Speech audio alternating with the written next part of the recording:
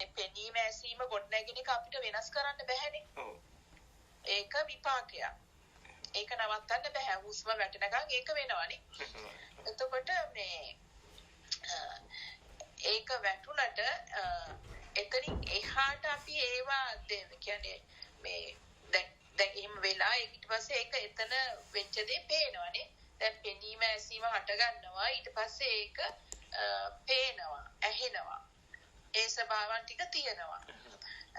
ඒ තිබුණට එතෙන්දි දැන් සාමාන්‍ය හැමතිස්සම සිද්ධ වෙන්නේ ඒක මට පේනවා මට ඇහෙනවා කියන ස්වභාවයෙන්නේ. ඔව්. ඔව්. ඉතින් අන්න එතනනේ අපිට මේක කෙලස් මට්ටම වෙන්නේ. දැන් මට ඇහෙනවා මට පේනවා කියන තැනට ගියොත් තමයි අපි ඒකට ඇලින්නේ ගැටෙන්නේ. අපිට එතන හිතන්න තරම් කාලයක් නැහැ. ටංගාල එතන ඇලිම හරි ගැටීම හරි සිද්ධ වෙනවා. ඒ මට පේන ස්වභාවයෙන් මට ඇහෙන ස්වභාවයෙන් මේක පුරුදු වුණා. දැන් පුරුදු වෙලා තියෙන්නේ මේකනේ. ඒක තමයි මේ පුරුද්ද කියන්නේ. පුරුද්ද කියන්නේ මට ඇහෙනවා මට පෙනෙනවා මට දැනෙනවා කියන ස්වභාවයටම හැමතිස්සෙම හට ගැනීම තමයි පුරුද්ද කියන්නේ. එතකොට දැන් මේක අහගන්නේ ඒකේ අනිත් පැත්තනේ. දැන් බුදු කෙනෙක්ගෙන් ඇවිල්ලා දේශනා කරලා එතනින් දැනගන්නේ මට පේනවා නෙවෙයි පෙනීමක් තියෙනවා. මට ඇහෙනවා නෙවෙයි ඇසීමක් තියෙනවා. කියන එකනේ. ඔව් එතකොට මම කියන එක නෙවෙයි එතන ක්‍රියාවලියක් වෙන්නේ. නේ? එතකොට මේ ක්‍රියාවලිය කියලා බලනකොට දෙපැත්ත අපි දෙන්නේ නැහැනේ. අන්න එතකොට අර එහෙම දකින්නකොට තමයි මේ ඥානය පහළ වෙන්නේ මේ මම කියන රූපයත් එක්ක මේක දකින්න. ඒ කියන්නේ දැන් උඩ ඉඳන් බලනකොට දැන් මගේ රූපෙත් එක්කමනේ පේන්නේ. නේ? ඇහෙනකොට මේ උඩ ඉඳන් බලනකොට ඇහෙනකොට මේ මෙතන මං කතා කරනවා අතන තව කෙනෙක් කතා කරනවා කියලා නෑ නේ ඔක්කොම එකටනේ තියෙන්නේ. ඔව්. අන්නේ ක්‍රමයට දැන් අර සිහිය පනවගෙන යනකොට ඥානය පහළ වෙනකොට සතිය පිහිටනවා කියන්නේ අන්නේ සිහිය උඩට පිහිටන එක. ඒ කියන්නේ මේ මනසෙම මේ සිහිය කියන්නේ මේ ප්‍රඥාව කියන්නේ මනසෙම අනිත් ස්වභාවයක්. එතකොට ඒ සම්පූර්ණ ඒ ස්වභාවය පූර්ණ කර ගැනීම තමයි අර සතර සතිපට්ඨානෙ ඉන්නවා කියන්නේ. ඉතින් දැන් අර ආකාරයට බලනකොට දැන් එතන ඊළඟට තව ඥානයක් තියෙනවනේ. මෙතන ඒකීය ස්වභාවය තමයි මේ කයත් එක්කම ඉන්නේ ඒකීය ස්වභාවය. එතකොට ඒකත් පවතිනව නෙමෙයිනේ. දැන් මේ පෙරිලා අනිත් පැත්ත බලනකොට වෙනම එකක් නෙපෙන්නේ. ඔව්. ඒක ඒ වෙලාවට ඒ විඥානය හටගත්තේ. දැන් මේ පෙනීම කියන්නේ විඥානයක්නේ. ඔව්. එතකොට විඥානය කියන්නේ තියෙන දෙයක් නෙමෙයිනේ. නේ විඥානය කියන්නේ ඒ මොහොතේ හේතු නිසා හටගන්න දෙයක්. එහෙමයි. සිත කියන්නේ සිත කිව්වත් විඥානය කිව්වත් මොනවා කිව්වත් සිත කියන්නේ ඒ වෙලාවේ හේතු මත හටගන්න දෙයක්. එතකොට දැන් හේතු මත හට ගන්නවා කියන එක තියෙන දෙයක් නෙමෙයිනේ. එතකොට දැන් මේ පේන එක මේ දැකලා අනිත් පැත්ත වෙන එකක් බලනකොට එතන තමා බලනවනේ තමා ඇතුළු ආයෙතන විඥානයක් ගොඩ නැගෙනවා. තමාගේ විපාක රූපයත් එක්ක විඥානයක් ගොඩ නැගෙනවා. ඒකට අර කලින් දැකපු එක එතන නැහැ. ඇත්තටම ඒක නැහැ නෙමෙයි. එහෙම දෙයක් තිබිලම නැහැ. තිබිලා නැති ස්වභාවයක් නේ. ඔව්. එතකොට ඔන්න ඔය ඥානයත් එක්ක ටිකක් බලනකොට ඕක ඊට පස්සේ ඒක ස්ථිර වෙනවා තමයි. ස්ථාවර වෙනවා. ඒ ස්වභාවය. දැන් කලින් ඥාණයෙන් බල යනවා. ඥානය කියන්නේ අර ධර්මයේ ඔබවමින් ඒ කියන්නේ යෝනිසෝ මනසිකාර කරමින් තමයි ඒක බලන්නේ. අහනකොටත් එහෙමයි. දැන් මට ඇහෙනවා නෙමෙයි මේ ඇසීම තියෙනවා. ඒ ඇසීමයි ඔක්කොමත් එක්ක මේ මගේ කටහඬයි අනිත් එළියෙන් ඇහෙන කටහඬ දෙකම එකයි. එකම විඥානයක් ඇතුලේ පිහිටන ඒ මොහොතේ හටගත්ත විඥානය. මගේ අරයක කටහඬයි කියලා බෙදන්න බෑ. අන්න ඒ විදියට දැක්කගෙන යනකොට දැන් ඒ හඬක් තියෙනවා නෙමෙයි එතනම ඉවර වෙනවා. දැන් ඔය විදියට ඥානෙත් එක්ක බලන් යනකොට මේ යම් වෙලාවක මේක කියන්නේ අවබෝධ වුණා කියන්නේ. ඒ කියන්නේ ඒ සිහියට දැනෙනවා මේක සත්‍යයක් බව. සිහියයි ඒක දකින්නේ. ඒකයි අප්‍රත්‍යක්ෂ වෙනවා කියන්නේ. ප්‍රත්‍යක්ෂ වුණා කියන්නේ ඉවර කරා නෙමෙයි. ඒ කියන්නේ ඒක සත්‍යයක් බව තමා තුලින්ම දැක්කා. මොකද අපි දැන් නිකම් බලනකොට බලන්නේ මනසින් මේක විග්‍රහ කර මනසින් නෙමෙයි බලන්න ඕනේ. එතෙන්ට සිහිය යොදවගෙන සිහියෙන් තමයි ඒක බලන්න ඕන. ඔව්. ඒ සිහිය කියන්නේ එතන තියෙන ප්‍රඥාව. ඒකෙන් බලනකොට මේ අර ඒ ස්වභාවය ටිකක් එහෙම ක්‍රියාත්මක වෙවි යනකොට ඒ තමාගේ සිහියේ ප්‍රබලත්වය අනුව ඔක තමාට කන්ෆර්ම් වෙනවා කියන්නේ. ආයි කවුරු කිව්වත් ඒක වෙනස් වෙන්න ඒක තමයි ඇත්ත කියන තැනට එනවා. ඒ කියන්නේ ඒකම සත්‍ය බවට. ඊට පස්සේ එතන ඉඳලා ඉබේ තමයි ඒ ස්වභාවයට හැමතිස්සෙම සිහිය කියන තැන අසිහිය බව දැනගන්නකොටම සිහිය එන්නේ.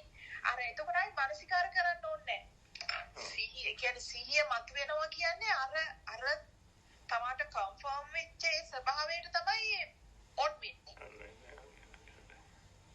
අන්න එහෙම එකක් තියෙන්නේ. ඊට පස්සේ ඒකත් ඒ විදියට මේ ඊට පස්සේ හැමතිස්සෙම තියෙන්නේ තමාට කන්ෆර්ම් කරගන්න යන එක නෙවෙයි. දැන් කන්ෆර්ම් වෙලා ඊට පස්සේ තියෙන්නේ අර සිහිය අසිහිය දෙපැත්තට සිච්චනකොට ඔන්න ඕක හදාගෙන යන්න විතරයි තියෙන්නේ. අසිහිය එනකොට ඩග්ගාල සිහිය දැනගෙන සිහියට එනවා. ඔහොමම යනකොට ඊට පස්සේ ඒක ආයි සිහිය හදාගන්න ඕන නැහැ. ඒක ඔටෝ දැනෙනවා. ඒ කියන්නේ රාගයක් ඒ කියන්නේ අපි දැන් පෙනීම ඇසීම දැනීම තියෙනවා. නමුත් එතනින් එහාට සිතිවිල්ලක් එනකොට ඒක සිහියත් එක්ක තමයි එන්නේ. සිහියත් එක්ක එනකොට එතනින් එහාට යන්නේ නැහැ. යවන්න අවශ්‍ය දෙයක් නම් ඒ සිහියත් එක්ක ඒ දේ යවනවා. ඒ කියන්නේ යවනවා කියන්නේ අපි දැන් සිතිවිල්ල එනකොට ඒ සිතිවිල්ල එන්නේ කය හසුරවන්නනේ. එතකොට ඒක කයත් එක්ක හසුරනවද නැද්ද කියලා ඒ වෙලාවේ අවශ්‍යම දෙයක් නම් හසුරවිය යුතු අවශ්‍ය දෙයක් නම් දැන් අපි හිතමු කාට හරි තරවටු කරන්න ඕනේ කියලා බනින්න ඕනේ කියලා. ඒකට ඒක කල යුත්තක් නම් ඒක සිහියෙන් කරනවා වචනේ. ඔව්. එහෙම වගේ ඊට පස්සේ එතනින් එහාට ආයි බල ඉන්න දෙයක් නැහැ. සිහිය අරගන්න ඕනේ කියන එකක් නැහැ. අර සිතවිල්ල ඇතුලෙන් එනකොට මේ සිහියත් එක්කම තමයි එන්නේ ඒක. ඒකත් එක්ක අර එතන ක්‍රියාවලියේ රාග දේශ අඩු වෙන්නේ අර මමත් එක්කම ඒක දකින්න ඕනේ. ඔව් මේ වෙලාවේ හටගන්නෙම දැන් ඔය කියන විදියට දකින්නකොට තමන්ට ඊට පස්සේ ආයෝන්නම් ඥානින් විදර්ශනා කරගෙන ගිහිල්ලා මොකද්ද මේ වෙන්නේ කියන තැන දැක ගන්නත් පුළුවන් ප්‍රඥාවට. ඒ කියන්නේ දැන් මේ කරනකොට දැන් මගේ ඇඟත් එක්කම පේනවනම් මේ පරාසයම එතකොට එහෙනම් මේ විපාකය හට ගන්නකොට ඇඟ තිබිලා නැහැනේ හට ගැනීමට පෙර. හට ගැනීමට පෙර ඇඟක් තිබිලා නැහැ. එහෙනම් මේ විපාකයේ විසින් තමයි මේ රූපය නිර්මාණය කරන්නේ. නේ? ඔව්. එතකොට දැන් ඒ තුල දැන් මේ මම මේ මගේ ඇහැ කන නාසය මේ කියලා කියන්නේ ඒ මනසෙන්නේ. එතකොට එමනම් දැන් මේ රූපයයි අනිත් සියලු රූපයි එකටම නිර්මාණය වෙනවා. එකට නිර්මාණය වෙලා මොකද ඇහැයි රූපය වෙන් කරන්න බෑනේ. විඥාණයට යමක් දැනුණා නම් පෙනීමක් ඒ විඥානයේ පෙනීම වෙන් කරන්න බෑනේ. ඒ විඥාන දැන ගැනීමෙන් රූපය ඇස වෙන් කරගන්න බෑනේ. ඔව්. එහෙනම් මේ රූපය කියන්නේ ඇස කියන්නේ විඥාණයමටමනේ. ඔව්. නේ? ඔව්. ඔව්. එතකොට එහෙනම් මේ විඥානයක් කියන එකක් තමයි ඉස්සෙල්ලාමට ගන්න විපාක විඥානය, සුද්ධ විඥානය. ඒ කියන්නේ විඥාන දෙකක් නෙමෙයි. එකම විඥානයේ ස්වභාවයන් දෙකක් එතන පිහිටන්නේ. ඉස්සෙල්ලාම අර සුද්ධ ස්වභාවයෙන් හට ගන්නවා. ඒ ශක්තිය. අපි හිතමු ভাইබ්‍රේෂන් එක ඒ සුද්ධ ෆ්‍රීකවන්සි එකට හටගත්තා කියලා. ඒ හට ගන්නකොට ඇත්තටම එතන පවතින්නේ උච්චි මේ සුද්ධාෂ්ටක ස්වභාවයක්. මේ සිත කියන්නේ න්‍යෂ්ටි පොඩි න්‍යෂ්ටියක් වගේ එක දැන් ආ හිතන්නකො ඇත්තටම මේ දැන් මේ මම කියලා මේ විශාල රූපයක් නෙමෙයි මේ සියලු මේ පෙනෙන පරාසයම කියන්නේ පුංචි පරමාණුක ස්වභාවයක් කියලා. පරමාණුක හට ගැනීම. දැන් පරමාණුව කියන එක අපිට පේන්නේ දැන් සුද්ධාෂ්ටක මේ සුද්ධාෂ්ටකයක හට ගැනීමක් මේ පේන්නේ එක සැරේට. ඒක ඇතුලේ තමයි මේ සියලු දත්ත තියෙන්නේ. එතකොට ඒක තමයි මේ චිත්ත ශක්තිය කියන්නේ. එතකොට ඒ ශක්තියෙන් එක සැරේට මේ තමාගේ රූපයයි අනිත් රූප සියල්ල ඔක්කොම මවනවා. මැවීමක් සිද්ධ වෙනවා. ඒතකොට ඒ කියන්නේ සම්පූර්ණ ඒ හටගත්ත සුද්දාෂ්ටකේ.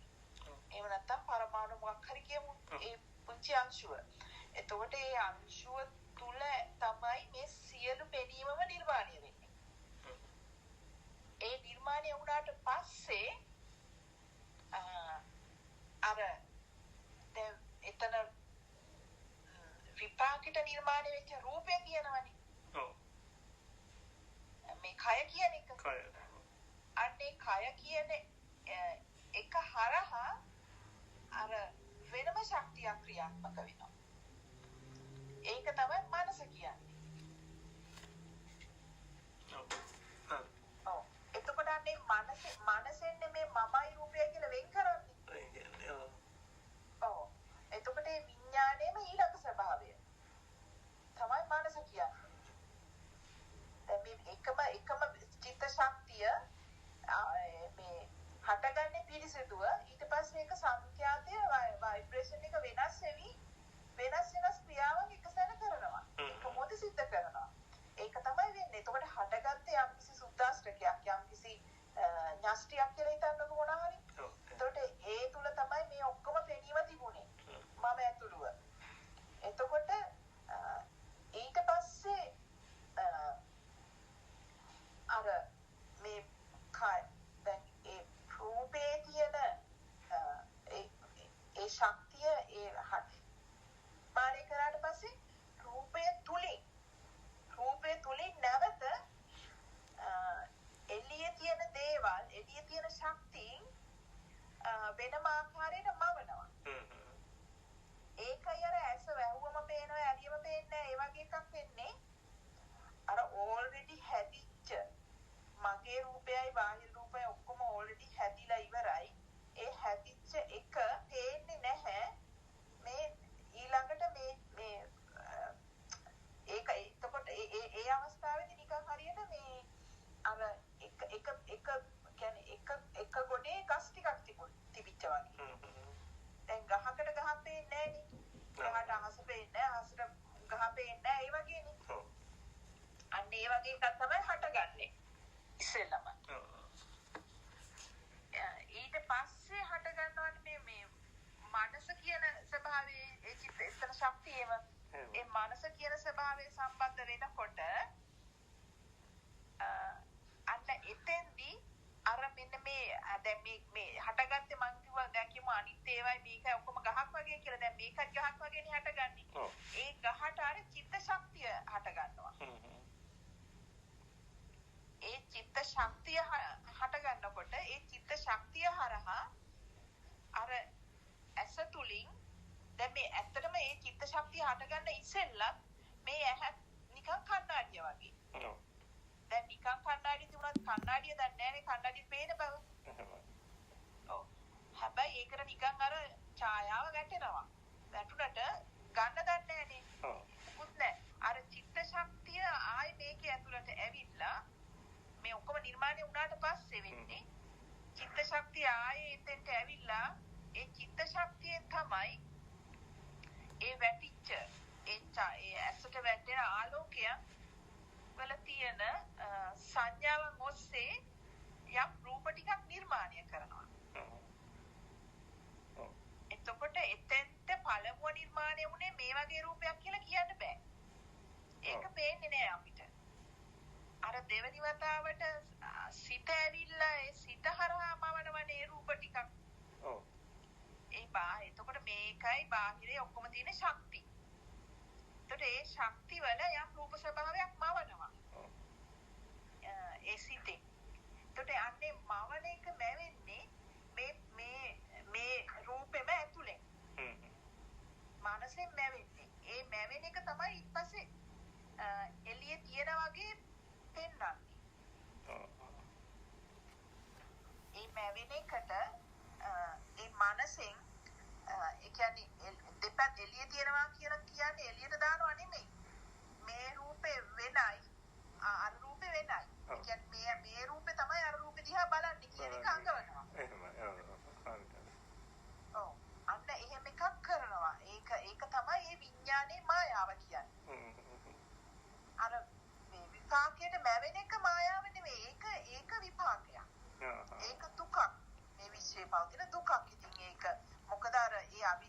තාම තිබිච්ච නිසානේ එහෙම මවා ගන්න මැෂින් එකක් එක්ක හැදෙන්නේ නිර්මාණය වෙන්නේ. මේ මැෂින් එක නිර්මාණය වෙන්නේ ඒ අවිද්‍යාව තාමත් තිබිච්ච නිසා. එතකොට මේ මැෂින් එකෙන් හදනවා මෙහෙම රූප ශබ්ද ගන්ධ හදනවා. හැබැයි ඒව දුක නැහැ. ඒව දුක කරගන්නේ අර මනසෙන් බෙදලා. මනසෙන් අල්ලගෙන. ඒක තමයි තණ්හාව කියන්නේ. එතකොට තණ්හාව ෂෙයා කරන්න බෑ අර අවිද්‍යාව දැක්කේ නැතුව. දැන් තේරුණා ඒක හොඳට. එතකොට අන්නේ අවිද්‍යාව දැක්කම තමයි මෙතන මමෙක්වත් ඇත්තටම තියෙන ලෝකයක්වත් කියන්නේ මමවත් ලෝකයක්වත් නැහැ. ඒ හැදෙන ඒ මොහොතේ නිර්මාණය වෙන නිර්මාණයවත් පවතින්නේ නැති බව. ඒ නිර්මාණයත් එතනම ඉවර වෙනවා. නිරුද්ධ වෙනවා. නිරුද්ධ වෙනවා. ඉතින් අන්න ඒ ස්වභාවය දකින්නකොට ආයි තණ්හාව කියලා වෙනම අයින් කරන්න දෙයක් නැහැ ඒක. තණ්හාව ශරීරීම ඔටෝ සිද්ධ වෙන දෙයක්. දකින්න ඕනේ අවිද්‍යාවයි. එතකොට අන්න ඒකෙන් තමයි මේ ඒක ටික දවසක් එහෙම බලාගෙන යනකොට ආයි බලන්න දෙයක් නැහැ. ආයි ඒකම වෙනවා. ඒ බවටපත් වෙනවා ආයි බලන්න දෙයක් නැහැ. ඒක ලොකු දෙයක් කරගෙන යන්න දෙයක් නැහැ. එතන ඒක හරියටම ඒක තේරුණා නම්. හරිම සිහියකින් ඒක දැක්කනම් මේ වෙන ක්‍රියාවලිය ඇත්තටම මේ කය කියන එක තියෙනවා නෙමෙයි ඉස්සෙල්ලම ඒ කියන්නේ චිත්ත ශක්තිය පරමාණුවක් හට ගන්නවා කියන්නේ ඒ පරමාණුවක් තියෙනවා නෙමෙයි. ඒකත් නිකන් අර දැන් අර ධනදින ආයනයක් සම්බන්ධ වෙනකොට නිකන් කරන්ට් එකක් වගේ හැදෙන්නේ. නිකන් ආලෝකයක් වගේ. දැන් අපි ලයිට් එක දැම්ම ස්විච් එක දානකොට ලයිට් එක පත් වෙන්නේ. අන්න ඒ වගේ මේ සිත කියන එක තියෙනවා නෙමෙයි භවාංග චිත්තය. ඕක තමයි මේ දිගටම නිකන් වැල වගේ අරගෙන යන්නේ ඔන්න ඕක. මේ භවාංග චිත්තය. පනගහ. ඉතින් ඕක අර විදියට නිකන් ස්පාක් වෙවි තියෙනවා. අර තොරණක බල්බර පත් වෙනව නිවනවා වගේ. ඉතින් අන්න ඒ ස්වභාවය නිසා තමයි අන්න ඒ ස්වභාවයට තමයි මේ රූප ශබ්ද ගන්ධ මේ ඔක්කොම මැවෙන්නේ. එතකොට ඒ රූපය කියනකොට තමාගේ රූපයක් නැවෙන්නේ ඒක තමයි. ඒ තමාගේ රූප තිබිලා රූපය හරහා රූප ශබ්ද ගන්ධ නැවුණා නෙමෙයි. ඔන්න ඔතන තමයි මිනිස්සුන්ට වරදින්නේ. ඒක නිසා තමයි කොයිතරම් බැලුවත් මමත්වය කැඩෙන්නේ නැහැ. මමත්වය කිලිහෙන්නේ නැහැ. දැන් පැහැදිලි වෙන්නේ. එතකොට අන්න ඒ විදියට මේ මම ඉපදිනා තමයි මමත් එක්කම තමයි ලෝකෙ ඉපදෙන්නේ. ඊට පස්සේ තමයි දෙපැත්ත වෙන් කරන්නේ. කියන ඒ ඥාණය එන්න ඕනේ. ඒක තමයි අවිද්‍යාව දුරු කරා කියන්නේ. විද්‍යාව පහළ වුණා කියන්නේ. අන්න එතන ඉඳලා තමයි ඊට පස්සේ හැම මොහොතකම මේ වෙන අනිත් හැම 6 ආකාරයක්. ඒතර මන ධම්මත් ඒ වගේ. මන ධම්ම එනකොට තමයි මේක හැදෙන්නේ. එතකන් අපි මේ මොකක් හරි මේක ඇස හට ගන්නකොට කන හට ගන්නකොට නාසය දිව කය සහ මනස මන ධම්ම. ඔය 6න් එකක් හට ගන්නකොටනේ මෙතන ඉන්න බව දැනෙන්නේ. ඉතින් දැන් එහෙම නැත්නම් මේ ඉන්න මට මන ධම්ම හට ගන්නව නෙමෙයි.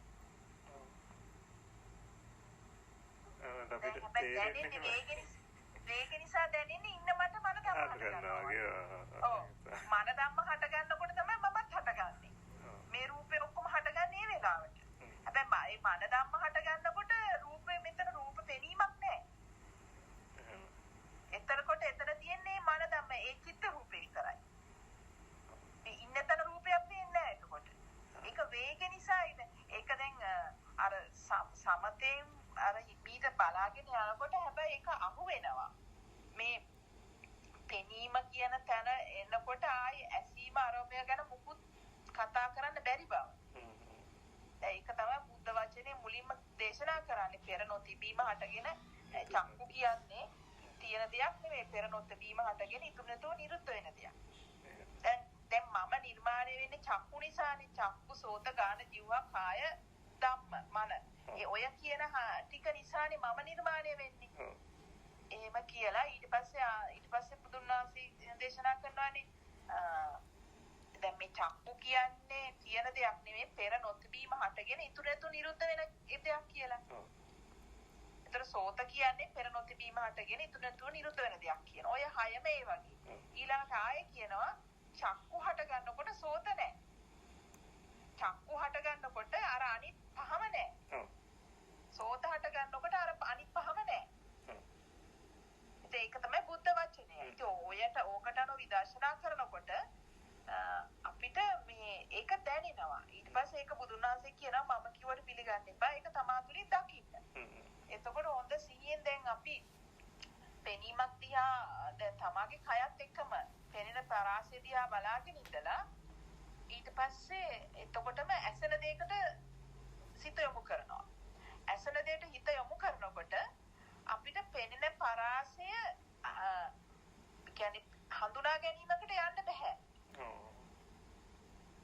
අර ඇසීමට හිත ගියාම අර ඒක ගොඩාක් සමාධියකින් කරන්න ඕන. අර සමාධිය නැත්තම් අර නෑ දැන් මං මේ පෙනෙනකොටම මට ඇහෙනවා කියන එකත් එනවා අර ඒකේ වේගය නිසා. අර වේගය අල්ල ගන්න බෑ. එතකොට දැන් ඔක ස්පර්ශය වුණත් ස්පර්ශයනොත් ගොඩක් දැනගන්න පුළුවන්. දැන් තමන්ගේ කයම ස්පර්ශ කරගෙන ඉන්න ගමන් ශබ්දයකට හිත යොමු කරනවා. ඒතර ශබ්දේ දැන් ඒ කියන දේවල් ඒ ශබ්ද ගැන හොඳට ඒ ශබ්දෙටම අනුගත වෙනකොට අර මේ තමන් අල්ලන් හිටපු ස්පර්ශය ගැන දැනෙන්නේ නැතුව යනවා. ඒක තමන් තුලින් එහෙම ප්‍රායෝගික කර බලන්න ඕනේ. එතකොට ස්පර්ශයටම හිත ගේනකොට අර කියන වචන ටික හරි ඇහෙන ශබ්ද ගැන හරි එහෙම හරි දැනීමක් නැතුව යනවා. ඒක දැනෙනවා. අර යන්නේ එහෙම එනකොට යාට තමන්ට ඥානය එනවා. මේ එතකොට මම මේ දැන් තමන්ම කතා කරනවා දැන් තමන්ගේ කටහඬයි තමන්ගේ කයයි ඒ පෙනීමයි කියන ඔක්කොමත් එක්ක තමන්ගේ කය හරහාම මේක බලනකොට දැන් මේ මමයි කියලා මේ පේන මමයි කියලා කතා කරන්නේ කියලා හිතනකොට ඒ කටහඬ ගැන හිතනකොට අර පේන මම ගිහිල්ලා ස්පර්ශ වෙලා කරගෙන ස්පර්ශය දැනෙන මම ගිහිල්ලා තමයි අර කතා කරන මම ගැන එන්නේ. එතකොට එහෙම බලනකොට මම කතා කරලා නැහැ නේද? එතන මේ රූපයක් කතා කරලා නැහැ නේ කතා කිරීමක් තිබිලා එතන විඥානය තුල. ඒ කතා කිරීම මම කියලා ගන්න බෑ එතකොට. අර විඥාණයෙන් තමයි මේ වේගෙන් ඕක කරලා ඒ වේගය නිසා එකට ගැට ගන්නවා. අර වේගෙන් කරනකොට අල්ලගන්න බෑනේ. ඒක තමයි ඒකේ තියෙන මේ ඒ සූක්ෂම භාවය. වේගෙන් ඒක ක්‍රියාත්මක කරලා ඒක ගැට ගන්නවා එකට. මේ දැක්ක රූපෙම තමයි මේ ස්පර්ශ වෙන රූපෙම තමයි මේ දැන් කතා කරන්නේ. කියන එක මේක ගැට ගන්නවා මානසික. හැබැයි සිහියෙන් බලනකොට අර පෙනිච්ච රූප දැන් කටහඬ ඒ කතා කරන කටහඬට යොමු කරනකොට අර පෙනිච්ච රූපේ ගැන දන්නේ නැහැ දැනගන්න බෑ. එතකොට එහෙනම් මම කතා කරලා නැහැ කවදාවත්. කතා කිරීමක් තිබිලා තියෙනවා එතන. කවුරු කතා කරාද කියලා දන්නේ නැහැ. දැන් පෙනීමක් තිබිලා තියෙනවා. ඒ පෙනීම කතා කරා කියලා කියන්න බෑ. පෙනීම ගැන බලනකොට කතා කිරීමක් නැහැ. ඒක වෙන ක්‍රියාවලියක් එතන තියෙන්නේ. ඉතින් ඔන්න ඕක අඳුරගත්තොත් මේ මං කතා කරා කියන තැනට එන්නේ නැහැ. මම මේක කරා මං අර කරා කියන තැනට එන්න බෑ. ගන්න බෑ එතන. කතා කිරීමක් තිබිලා තියෙනවා, පෙනීමක් තිබිලා තියෙනවා, ස්පර්ශයෙන් දැන ගැනීමක් තිබිලා තියෙනවා, සිතේට හට ගැනීමක් තිබිලා තියෙනවා. ඉතින් ඒක මේ මම කියලා කෙනෙක්ට කියලා කියන්න බෑ ඉතින්. අර මම කියලා කෙනා කියන එක ගැට ගහන්නේ අර විඥානය මේක වේගයෙන් කරකවලා ඒ ක්‍රියාවලිය ඔක්කොම එකට ගැට ගන්නවා. ඉතින් ඒ වගේ මේ ලොකු බොරුවක් තියෙන්නේ මෙතන. ඉතින් ඔහොම දැක්කොත් මේ ඔක්කොම හැමතිස්සම දකින්න මේ පෙන්නකොට මගේ කයත් එක්කම හටගෙන එතරම් නිරුද්ධ වෙනවා. දැන් ඊළඟ තැනට යනකොට අර කලින් තිබිච්ච දේ ගැන අපිට කතා කරන්න බෑ. දැන් අපි උනට ඊළඟ තැනට යන්නේ ආරාතන තියලානේ. එහෙමයි ඒක තමයි. ඔව්. අන්න ඒක තමයි සිහියට අරගෙන සිහියෙම ඉන්න ඕනේ ඒකත් එක්කම. ඒ කියන්නේ මානසිකාර කරනව නෙමෙයි. සිහියටපත් වෙනකොට අර ඒ අවබෝධ වෙච්ච ටික එතෙන්ට එනවා. වෙන්නේ මේකයි කියන එක. ඉතින් ඔය විදියට කරගෙන ගියාම මේ මෙතන වෙන මායාව තුල මේක වෙන්නේ බොරුවක් කියන තැන නිකම්ම අර ඇල්ල ගැල්ල මට්ටම නැතුව යනවා. ඉතින් ඒක ඒ විදියට වඩන්න.